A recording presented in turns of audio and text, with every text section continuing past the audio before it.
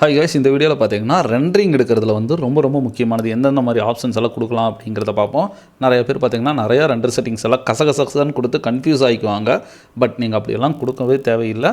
நான் சொல்கிற render settings மட்டும் எடுங்க, உண்மையாகவே வந்து ரொம்ப நல்லாயிருக்கும். எப்படி பார்த்தாலும் நம்ம போஸ்ட் ப்ரொடக்ஷன் வந்து ஃபோட்டோஷாப்பில் தான் பண்ணும்போது உங்களுக்கு ரெண்டர் செட்டிங்ஸ் எல்லாமே வந்து பக்காவாக செட் ஆகிரும்.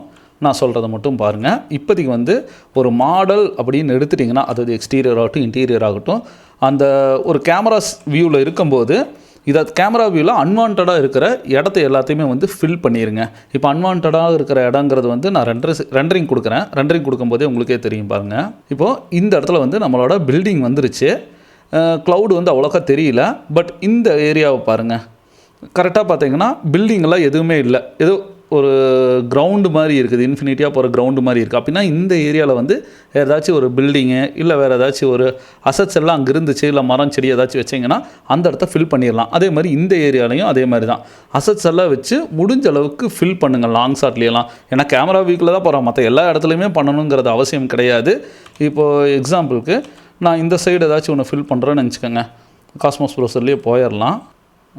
இது வந்து டவுன்லோட் ஆகிருச்சு. இப்போ டாப் வியூவில் ஏதாச்சும் ஒரு ஆங்கிள் பிடிக்குங்க, இதை ட்ராக் பண்ணி கொண்டு வந்து இந்த இடத்துல வச்சுறேன். இப்போது ஒரு பில்டிங் வந்து இந்த இடத்துல போட்டுணுங்களா, நம்ம பில்டிங்கை விட ரொம்ப பெருசாக இருக்குது. இதை வந்து இந்த ஏரியாவில் வச்சிடலாம். இந்த ஏரியாவில் வைக்கும்போது இந்த இடத்துல பாருங்கள், பின்னாடி இருக்க பில்டிங் இருக்கிற மாதிரி ஒரு ஃபீல் வந்துருச்சுங்களா. அப்படின்னா இந்த ஏரியா இது வந்து பில்டிங் ரொம்ப பெருசாக இருக்குது. சின்னது பண்ணாலும் கூட லாங் ஷாட்டில் இருக்கிறனால கொஞ்சம் சின்னது பண்ணிக்கலாம். ஓகே, அந்த ஏரியாவில் சின்னது பண்ணியாச்சு. இப்போது இந்த ஏரியாவில் கொஞ்சம் மறைக்கணும். இப்போது இதை ட்ராக் பண்ணி கொண்டு வந்து இந்த இடத்துல வச்சிடலாம். இப்போது இங்கே பாருங்கள், நல்ல ஒரு பெரிய ஃபினிஷிங் தெரியும். அப்படியே கீழே இறக்கிடலாம். எவ்வளோக்கு எவ்வளோ கீழே இறக்குறோமோ. இப்போ இந்த இடத்துல பார்த்தீங்களா, ஏதோ நிறையா மரம் இருக்கிற மாதிரி ஒரு ஃபீல் தெரியுதா. ஏன்னா லாங் ஷாட்டில் இருக்கும்போது நம்மளுக்கு இதுதான் வந்து ரொம்ப முக்கியமானது. இதுகளைத்தான் நீங்கள் மெயினாக பார்க்கணும். எந்த அளவுக்கு நம்ம வந்து சுற்றியுமே ஏரியா எல்லாத்தையுமே க்ளோஸ் பண்ணுறோமோ அந்த அளவுக்கு வந்து ரொம்பவுமே சூப்பராக இருக்கும். இப்போது ரெண்டரிங் எடுக்கணும். ரெண்டரிங் எடுக்கும்போது ஒரு விஷயம் நல்லா நோட் பண்ணிக்கோங்க. பில்டிங்கில் வந்து சன்லைட் ஓகே, ஸ்கைலைட் வந்து ரிஃப்ளெக்ஷனுக்கு மட்டும் யூஸ் பண்ணுங்கள். ஸ்கைலைட் வந்து அந்த பின்னாடி இருக்கிற அந்த க்ளவுடெல்லாம் இருக்குது பார்த்தீங்களா, அதாவது ஸ்கை க்ளவுடு அது எல்லாத்தையுமே வந்து ரிமூவ் பண்ணிவிட்டு வேணுங்கிற அளவுக்கு நம்ம வெளியிருந்து ஸ்கை மேப் வந்து கொண்டு வந்து இந்த இடத்துல வச்சுக்கலாம். அப்படின்னா பிஎன்ஜி இமேஜில் தான் நீங்கள் இந்த ரெண்டரிங்கை வந்து சேவ் பண்ணணும். ஃபஸ்ட்டு இந்த இடத்துல எனக்கு ரிஃப்ளெக்ஷன் மட்டும் வேணும் அப்படின்னு நினச்சிங்கன்னா நம்மளுக்கு வந்து டிஃபால்ட்டாக இருக்கிற ஸ்கை வந்து யூஸ் பண்ண தேவையில்லை. அப்படின்னா என்ன பண்ணிக்கலாம், ரெண்டரிங்கில் என்விரான்மெண்ட்டில் போயிட்டு இதை வந்து டெலீட் பண்ணிடுங்க, இல்லாட்டி ஹைட் பண்ணிடுங்க. இப்போ ஹைட் பண்ணணுன்னா என்ன ஆயிடுச்சுன்னு பார்த்தீங்களா, நார்மலாக வந்து சன்லைட் மட்டும்தான் டேரெக்டாக என்னோட பில்டிங்கில் படுது. இப்போ சன்லைட் பண்ணும்போது சன்லைட் என்ன கலரில் இருக்குது அப்படிங்கிறத ஒருக்கா செக் பண்ணிக்கோங்க. சன்லைட் செலக்ட் பண்ணிவிட்டு சன்லைட் ப்ராப்பர்ட்டிஸில் போய் பார்த்தீங்கனாலே தெரியும். இங்கே வந்து கலர் மோடு வந்து ஃபில்டர் அப்படின்ட்டு இருக்குது. பட் நம்மளுக்கு வந்து டேபியூ ரெண்டர்னா ஓவர் ரைடுன்னு வச்சா தான் அதோட கலர் டோன் வந்து எக்ஸாக்டாக அடிக்கும். இப்போ வந்து ஓவர் ரைடு வைக்கும்போது பார்த்தீங்களா, என்னோட மெட்டீரியல் கலர் வந்து பர்ஃபெக்டாக இந்த இடத்துல மெட்டீரியல் கலரும் வந்துருச்சு. சரி, இப்போ நான் ஸ்கைக்கு வந்து ஸ்கையோட ரிஃப்ளெக்ஷன் இருக்கணுமில்ல, ஏன்னா ஸ்கையோட ரிஃப்ளெக்ஷன் இந்த சைடு இல்லாதனால இப்போ ஒரு மாதிரி டின்ட்டில் தெரியுது. ரிஃப்ளெக்ஷன் வேணும் அப்படின்னு நினச்சிங்கன்னா நான் வந்து டூம் லைட் ஆட் பண்ணிக்கிறேன். ஏன்னா டூம் லைட்டில் தான் வந்து இன்விசிபிள் வந்து நம்ம கொடுக்க முடியும். இன்விசிபிள் கொடுக்கும்போது உங்களுக்கு ஸ்கையோட ரிஃப்ளெக்ஷன் மட்டும் அந்த இடத்துல வந்து ஆப்ஷன் கொஞ்சம் நல்லாயிருக்கும். டூம் லைட் ஏதாச்சும் ஒரு இடத்துல வந்து ட்ராக் பண்ணுங்கள். டூம் லைட் போட்டனவே பார்த்தீங்களா எல்லாமே வந்து கிரே கலரில் வந்துருச்சு. ஏன்னா கொஞ்சம் பிரைட்னஸ் இருக்கும். இப்போ டூம் லைட்டில் ஹெச்டிஆர் இமேஜ் இம்போர்ட் பண்ணனாலே மெட்டீரியல் எடிட்டர் ஓப்பன் பண்ணிக்கோங்க ஏதாச்சும் ஒரு ஸ்லாட்டில்.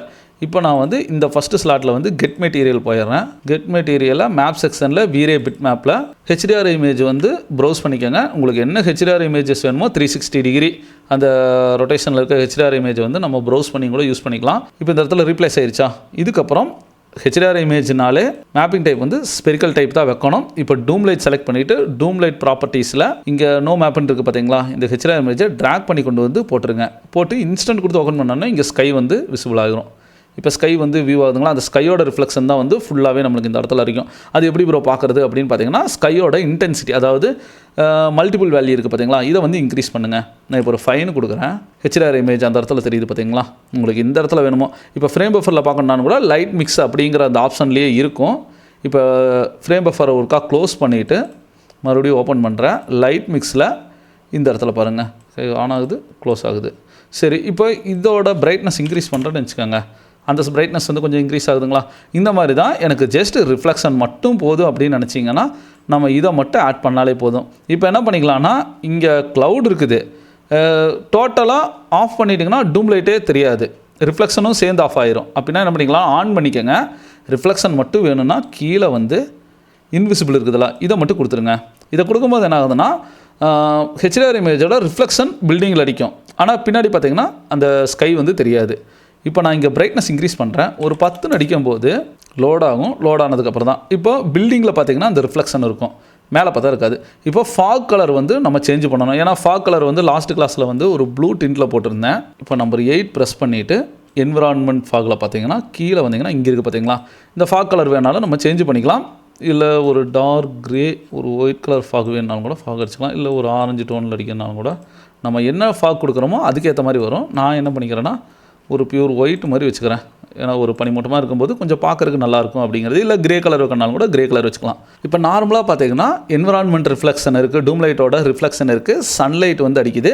வீட்டுக்குள்ளே 2-3 இது வைக்கணும் அப்படின்னு நினச்சிங்கன்னா லைட்டிங் வச்சு ரெண்டரிங் எடுக்கும்போது நல்லாயிருக்கும். நான் இப்போ இந்த விண்டோ இருக்குதுல்ல, விண்டோவை என்ன பண்ணிக்கிறேன்னா குரூப் பண்ணிக்கலாம். குரூப் பண்ணிவிட்டு மேலே இது ஆல்ட் கியூ எடுத்து ஐசோலேட் போயிருங்க. இப்போ இந்த ஆப்ஜெக்டை வந்து ஃப்ரண்ட் வியூவில் அப்படியே ட்ராக் பண்ணி கொண்டு வந்து பில்டிங் இந்த இடத்துல வச்சிடலாம். இன்ஸ்டன்ட் கொடுத்து ஓகே பண்ணிக்கலாம், ப்ராப்பராக செட் ஆகிற மாதிரி. இப்போ இந்த இடத்துல ஒருக்கா செக் பண்ணிக்கோங்க ப்ராப்பராக இருக்குதா அப்படிங்கிறத. ஏன்னா ஒர்க் பண்ணுறோன்னு ஆகிப்போச்சு, ஒரு தாட்டிக்கு 2 தாட்டி நல்லா ப்ராப்பராக செக் பண்ணி ஒர்க் பண்ணும்போது நீட்டாக இருக்கும். இதை ஃப்ரண்ட் வியூ இந்த இடத்துக்கு தூக்கிட்டு வந்துடலாம். ப்ராப்பராக இங்கே கொஞ்சமாக உள்ள ஃப்ரண்ட் வியூவில் பார்த்திங்கன்னா மேலே இருக்குது, அப்படியே கீழே முன்ன பின்ன வரும்போது அது பிரச்சனை இருக்காது, பார்க்குறதுக்கு கொஞ்சம் லுக்காக இருக்கிற மாதிரி இருக்கும். இப்போ வீட்டில் பார்த்திங்கன்னா ஃபுல்லாகவே வந்து இது வச்சாச்சு.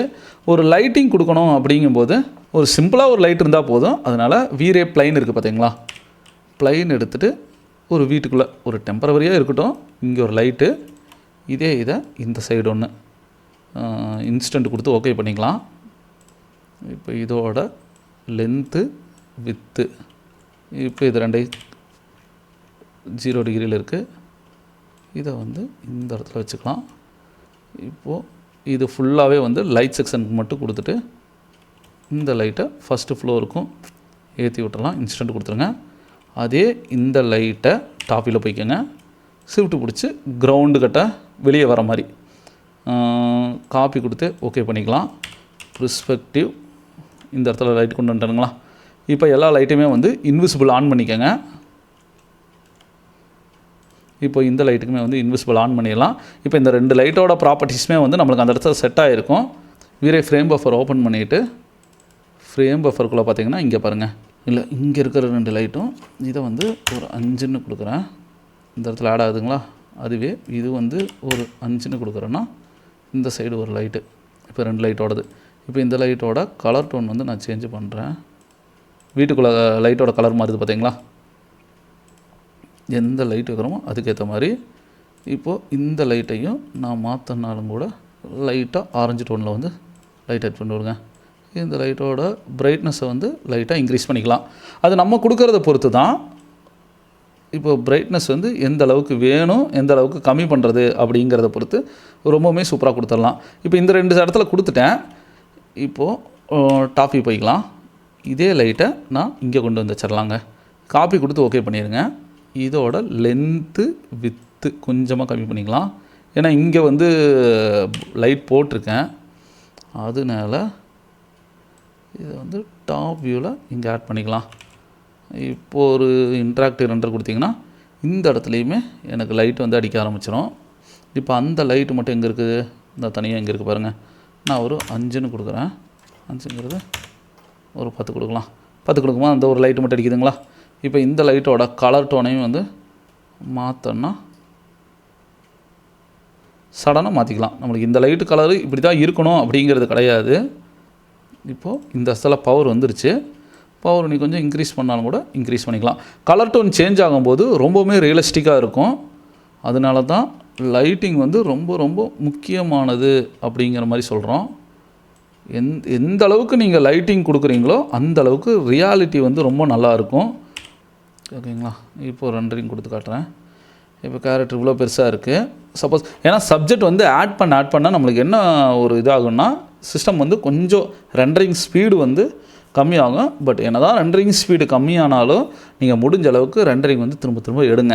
ரெண்டரிங் எடுக்கும்போது தான் ஒரு குவாலிட்டி. ஆனால் ரெண்டரிங் கொடுக்கும்போது தானே அதோட ரிசல்ட்டே பார்க்குறதுக்கு நல்லாயிருக்கும். ரெண்டரிங் கொடுக்கலன்னா அந்த ரிசல்ட் பார்க்குறதுக்கு நல்லா இருக்காது. இப்போ அந்த இடத்துல ஒரு கேரக்டரை வைக்கும்போதே இன்னும் கொஞ்சமே அது ரியாலிட்டி வருது. பார்த்தீங்களா, ஒரு 3ds மேக்ஸில் ஃபோட்டோ ரியலிஸ்டிக் அவுட்புட் வந்து நம்மளால் ஈஸியாக கொடுக்க முடியும். ஆனால் என்னென்னா திரும்ப ப்ராக்டிஸ் பண்ணால் மட்டும்தான் கொடுக்க முடியும்.